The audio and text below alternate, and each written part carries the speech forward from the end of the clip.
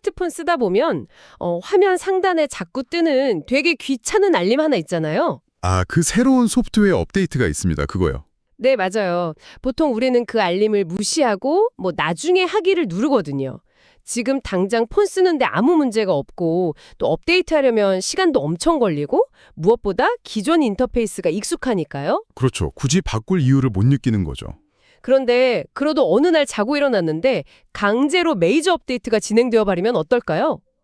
앱 아이콘 위치도 다 바뀌고 쓸데없어 보이는 기능은 잔뜩 추가되고 기존 시스템에 완벽하게 적응했던 사람일수록 그 혼란은 진짜 엄청나잖아요. 완전 패닉이 오죠. 손에 안 익으니까 막 짜증도 나고요. 네, 근데 만약에 우리가 평생을 바쳐서 굳게 믿어온 어떤 진리나 절대적인 상식이 사실은 완성본이 아니라 언젠가 반드시 폐기되어야만 하는 그 어떤 버전 1.0에 불과하다는 걸 알게 된다면 어떨까요? 와, 그거는 일상의 불편함을 넘어서 존재 자체가 완전히 흔들리는 충격이겠죠. 자신이 딛고 서 있던 세계관의 바닥이 갑자기 푹 꺼지는 듯한 그런 느낌을 받을 겁니다. 네. 지금까지 쌓아온 나의 지식, 신념 이런 것들이 사실은 궁극적인 목적지로 가기 위한 아주 초기 단계의 임시 버전이었다. 이걸 인정하는 건 인간 심리상 대단히 고통스러운 작업이거든요. 맞습니다. 바쁜 일상 속에서 지식의 핵심만 짚어드리는 오늘의 심층 탐구 시간입니다. 오늘 여러분과 함께 탐험할 자료가 바로 이 엄청난 혼란과 세계관의 전복을 다루고 있거든요. 네, 아주 흥미로운 텍스트죠. 오늘 저희가 살펴볼 텍스트는 마태복음, 요한복음, 로마서 같은 성경의 여러 구절들을 바탕으로 진행된 어느 종교 강연 혹은 설교의 기록문입니다. 그런데 이 자료가 기존의 종교적 텍스트를 해석하는 방식이 아주 굉장히 독창적입니다. 익숙한 단어들을 전혀 낯선 논리 구조로 재조립하고 있어요. 텍스트를 분석해보면요. 기존의 신학적 프레임을 완전히 해체하고 그들만의 아주 독자적인 시스템을 구축하고 있다는 걸 알 수 있습니다. 네, 그래서 본격적인 이야기에 앞서 여러분께 명확히 짚고 넘어갈 부분이 있습니다. 저희는 오늘 다루는 이 텍스트가 주장하는 종교적 관점이나 어떤 특정 신학적 입장을 지지하거나 반대로 비판하려는 것이 절대 아닙니다. 단지 원문이 제시하는 독특한 세계관, 그리고 그 기저에 깔린 논리 구조를 아주 객관적으로 해체해보고 그 안에 담긴 메시지를 여러분께 전달하는 것, 오직 그것만이 오늘 우리의 미션입니다. 아주 중요한 전제죠. 자, 이걸 하나씩 풀어보죠.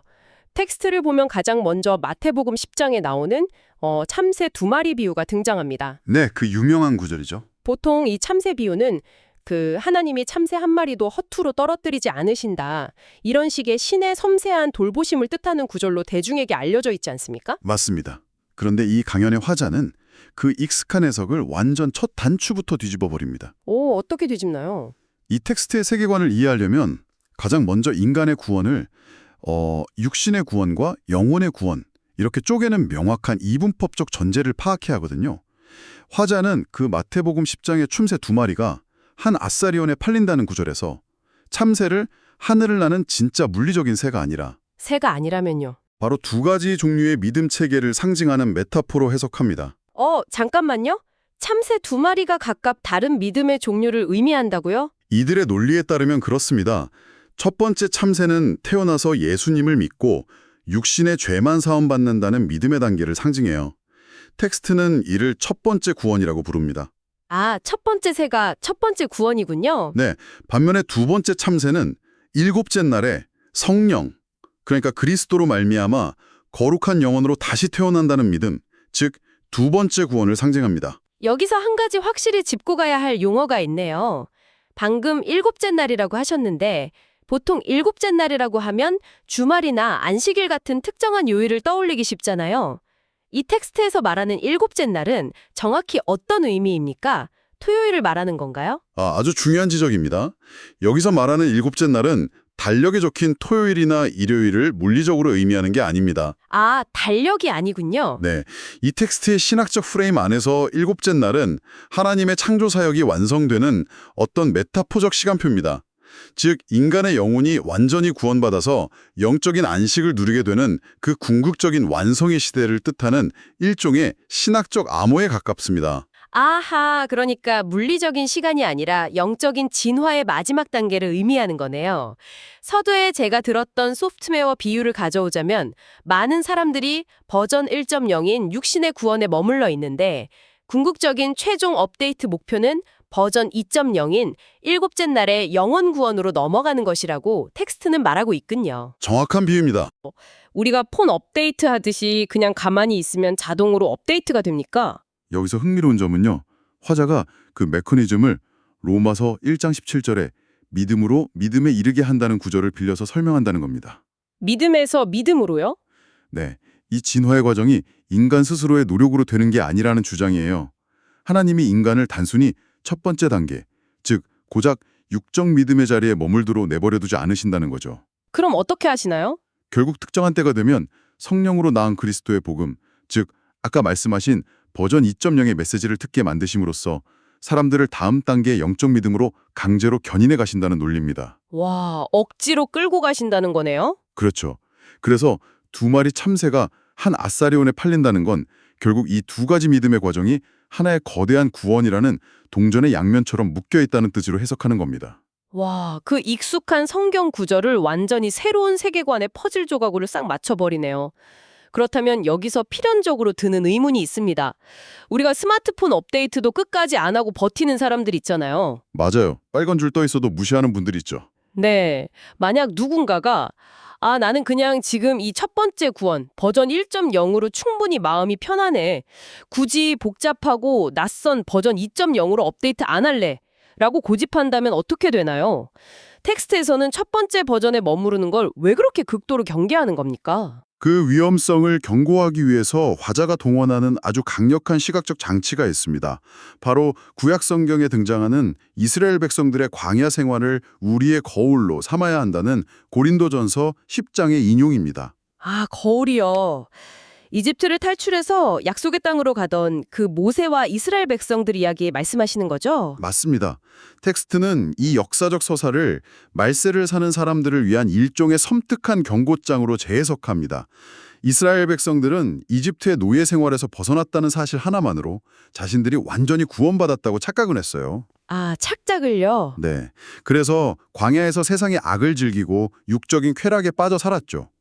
화자는 예수를 믿어서 육신의 죄를 사함받았다고 안심하면서 실제로는 여전히 세상적인 가치관에 파묻혀 살아가는 다수의 현대 신앙인들이 그 광야의 백성들이란 똑같다는 거군요. 바로 그겁니다.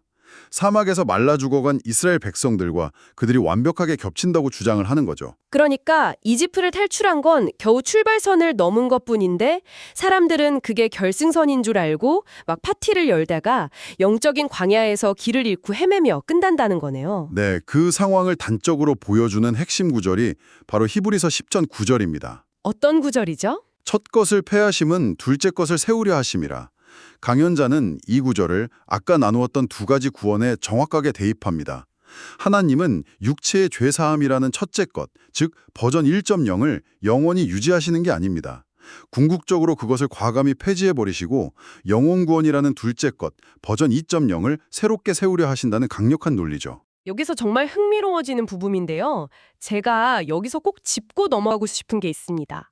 이 텍스트의 주장이 정말 파격적이다 못해 되게 도발적인 이유가 바로 이 지점인 것 같거든요. 어떤 부분 말씀이신가요? 제가 아는 그 대중적인 기독교 상식에서는 예수를 믿는 것 그 자체가 궁극적이고 완전한 구원의 마침표 아닙니까? 그렇죠. 보통 그렇게들 많이 알고 있죠. 그런데 이 화자는 고린도전서 2장을 근거로 들면서 그 대중적인 믿음의 단계를 오히려 세상의 영이라고 부릅니다.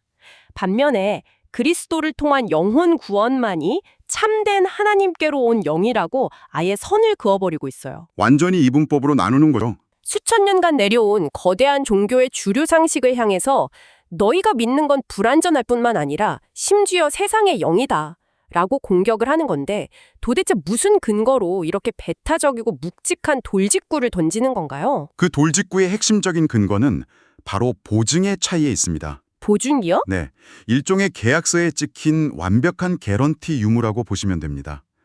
텍스트는 에베소서 1.13절에 약속의 성령으로 인치심을 받았다는 구절을 그 증거로 제시하는데요. 아, 인치심. 보장을 찍는다는 뜻이군요. 맞습니다. 화자의 세계관에서 하나님의 나라, 즉 천국은 고기와 뼈로 이루어진 육체가 갈 수 있는 물리적 공간이 절대 아닙니다. 오직 속사람, 즉 거듭난 영혼만이 들어갈 수 있는 차원이죠. 네. 그렇기 때문에 단순히 육체로 오신 예수에 관한 믿음, 즉 그 버전 1.0만 달랑 들고 가서는 그 영혼이 천국에 입장할 수 있다는 보증서를 발급받지 못한다는 논리입니다. 영혼을 창조하시고 구원하시는 그 일곱째 날의 진리를 온전히 받아들여야만 비로소 천국 입국 심사대를 무사히 통과할 수 있는 완벽한 영적 보증서가 주어진다는 거죠. 와, 일상적인 비유로 치자면 그 버전 1.0은 어둠의 경로로 산 전자제품 같은 거네요. 어둠의 경로요. 비슷할 수 있죠. 당장 겉보기엔 작동은 되는데 나중에 고장나서 정식 서비스 센터에 깍 가면 고객님 이건 정식 발급된 품질 보증서가 없어서 AS나 환불이 절대 불가합니다 하고 쫓겨나는 거죠. 아주 찰떡 같은 비유네요. 그래서 텍스트는 그 유명한 어리석은 5처녀 비유를 끌고 오는 겁니다. 문 닫히는 비유요? 네. 문이 이미 닫힌 뒤에 우리를 데려가 주소서라고 아무리 밖에서 문을 두드리고 애원을 해도 안에 있는 심판자는 그 보증서가 없는 사람들을 향해 나는 너희를 도무지 모른다며 서늘하게 거절할 수밖에 없다는 거군요. 와, 그 비유가 아주 정확히 들어맞네요. 자, 그러면 이야기가 좀 더 심각해집니다. 만약 어떤 사람이 이 강연자의 논리에 깊이 설득되어서 기존의 그 익숙했던 버전 1.0을 버리고 기꺼이 버전 2.0을 받아들였다고 가정을 해봅시다. 이 새로운 진리를 깨닫고 전파하는 사람들의 삶은 앞으로 어떻게 펼쳐질까요? 왠지 레드카펫이 쫙 깔린 탄탄대로일 것 같진 않은데요. 텍스트가 묘사하는 그들의 앞날은 탄탄대로와는 정반대, 아주 험난한 길입니다. 화자는 요한복음 10장 1절의 그 유명한 양의 문 비유를 재해석하면서 이들의 운명을 설명하는데요. 양의 문이면 보통 천국의 문을 말하죠. 네, 기존에는 다들 그 천국으로 가는 양의 문을 예수님 그 자체라고 믿어왔죠. 하지만 이 강연자는 여기서도 어김없이 틀을 깨버립니다. 천국으로 들어가는 진짜 문은 예수가 아니라 바로 영혼을 구원하신 그리스도라는 겁니다. 그리고 결정적으로 그 문은 대단히 좁고 들어가는 길이 엄청나게 험난하고 협착하다고 강조합니다. 문이 좁다는 건 뭐 진짜 물리적인 크기가 작다는 게 아니라 그 진리를 깨닫고 수용하는 사람의 숫자가 극소수에 불과하다는 뜻이겠네요. 아까 광야에서 대다수의 이스라엘 백성이 멸망했던 것처럼요. 그런 맥락에서 텍스트는 이 두 번의 구원의 비밀을 믿고 전파하는 극소수의 사람들을 구약 성경의 갈렙과 여호수아라는 인물들에 빗대어서 설명을 합니다. 갈렙과 여호수아. 이스라엘 민족이 약속의 땅 가나안을 정탐했을 때의 그 유명한 일화군요. 네, 기억하시네요. 다수가 거인족들을 보고 막 겁에 질려서 우리는 저들 앞에 메뚜기 같다, 다 죽을 거다라고 절망에 빠졌을 때 수백만의 군중 속에서 오직 갈렙과 여호수아 단 두 사람만이 신의 약속을 굳게 믿고 나아갔었죠. 맞습니다. 그 엄청난 군중 심리와 동조 업력을 이겨냈던 그 심리 상태가 이 텍스트의 신자들에게 요구된다는 뜻인가요? 화자가 굳이 갈렙과 여호수아를 소환한 이유가 바로 그 대중의 압력과 지독한 고립감 때문입니다. 고립감이요. 네, 절대 다수가 기존의 상식, 즉 버전 1.0의 거대한 시스템 안에 안전하게 갇혀서 당신의 그 새로운 주장은 틀렸다라고 비난을 할 때 에베소서 5장 21절의 말씀처럼 다수의 여론이 아닌 오직 그리스도만을 경외하며 복종해야 한다는 뜻이죠. 이게 대단히 외롭고 힘든 싸움이거든요. 주류 사회나 기존 종교계의 거대한 벽을 향해서 당신들이 쥐고 있는 구원의 보증서는 가짜야. 반쪽짜리라고. 이렇게 외치면 이건 단순히 의견 충돌을 넘어서 필연적으로 엄청난 갈등과 마찰이 생길 수밖에 없겠는데요. 이 텍스트도 그 마찰을 굳이 숨기지 않습니다. 오히려 필연적인 운명으로 받아들이죠. 자신이 깨달은 진리를 시인하고 세상에 전파하는 자는 반드시 환난과 핍박, 심지어 사회적인 옥에 갇히는 고난을 당하게 된다고 아예 못을 받고 있습니다. 사회적인 옥에 갇힌다고요. 네, 화자는 이를 요한계시록에 나오는 서머나 교회가 겪은 10일간의 환난에 비유를 합니다. 여기서 10일은 단지 달력상의 열을 일하는 짧은 시간이 아니라 한 인간의 신념을 진짜 극한까지 몰아붙이는 길고 지독한 핍박의 기간을 상징적으로 나타내는 겁니다. 잠깐만요. 여기서 제가 정말로 좀 혼란스러운 부분이 생겼습니다. 어떤 부분이죠? 이 강연자는 앞서 이 궁극적인 구원이 철저히 100% 하나님의 은혜라고 엄청 강조를 했잖아요. 스스로 노력해서 되는 게 아니라고요. 네, 맞습니다. 전적인 은혜라고 했죠. 그런데 방금 하신 말씀을 들어보면 이 소수의 좁은 문으로 들어가기 위해서 대중의 그 엄청난 비난을 버텨야 하고 극심한 환난과 핍박 속에서도 끝까지 진리를 시인하면서 죽도록 충성해야 합니다. 이거야말로 인간의 뼈를 깎는 의지와 피나는 행위가 수반되는 거 아닙니까? 핍박을 내 강인한 의지로 견뎌내야만 구원을 얻는 건데 이걸 어떻게 행위가 아닌 100% 은혜라고 부를 수 있죠? 이건 너무 심각한 논리적인 모순 아닌가요? 더 큰 그림과 연결해보면 대중의 시선에서는 이게 완벽한 모순처럼 보일 수밖에 없죠. 하지만 이 텍스트의 철저한 예정론적 세계관 안으로 쏙 들어가 보면 이 모순이 아주 정교하고 기가 막힌 논리로 해결이 됩니다. 어떻게 해결되나요? 미리 정해져 있다. 네. 그리고 정해진 때가 되었을 때 그 선택받은 영혼들의 귀를 억지로 열어서 버전 2.0의 진리를 깨닫게 하시는 것.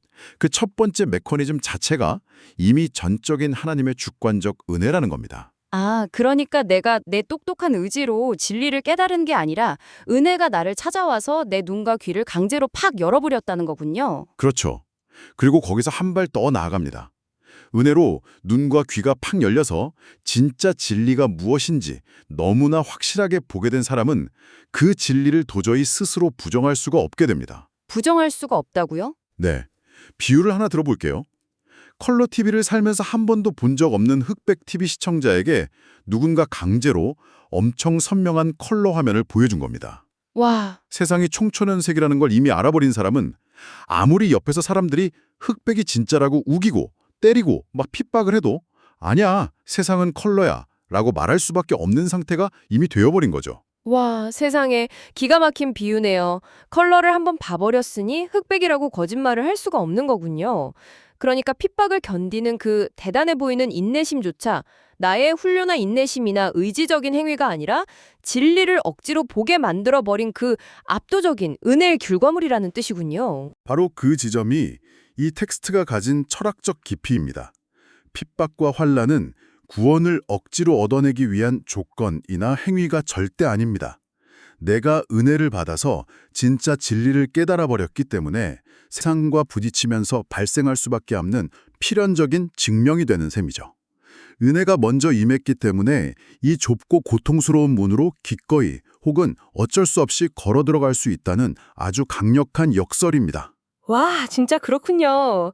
이제야 서두에 나왔던 그 참새 비유가 완벽하게 하나의 고리로 쫙 연결되는 느낌입니다. 그렇죠. 너희는 많은 참새보다 귀하니라 머리털 하나까지 다 새 신바되었다는 마태복음의 말씀이 왜 이 강연에서 쓰였는지 알겠어요. 이 좁은 문으로 기꺼이 들어가 핍박을 받는 자들에게 보내는 일종의 격려이자 예고장인 거네요. 정확합니다. 비록 너희가 세상에서는 이단으로 몰리거나 극심한 환난을 당해서 육신의 목숨을 잃을지언정 이미 버전 2.0의 영원 구원이라는 궁극적인 보증서를 받았으니 두려워하지 마라. 하나님이 너희의 속사람을 완벽하게 보호하고 계신다는 지독할 정도로 굳건한 신앙 고백이 그 기저에 쫙 깔려 있었던 겁니다. 텍스트의 화자가 청중들에게 전하고 싶었던 최종적인 메시지가 바로 그것일 겁니다. 이 세계관 안에서 고난은 오히려 영원히 구원받았다는 영광스러운 훈장이 되고요. 그 고통의 끝에는 생명의 면류관이라는 궁극적인 보상이 약속되어 있다는 아주 비장한 서사인 거죠. 아, 정말 대단한 서사네요. 자, 그렇다면 우리의 질문은 다시 현실로 돌아옵니다. 여러분, 오늘 저희가 다룬 이 복잡하고 다소 낯선 종교적 텍스트가 과연 우리의 이 평범한 일상과는 무슨 상관이 있을까 싶으실 겁니다.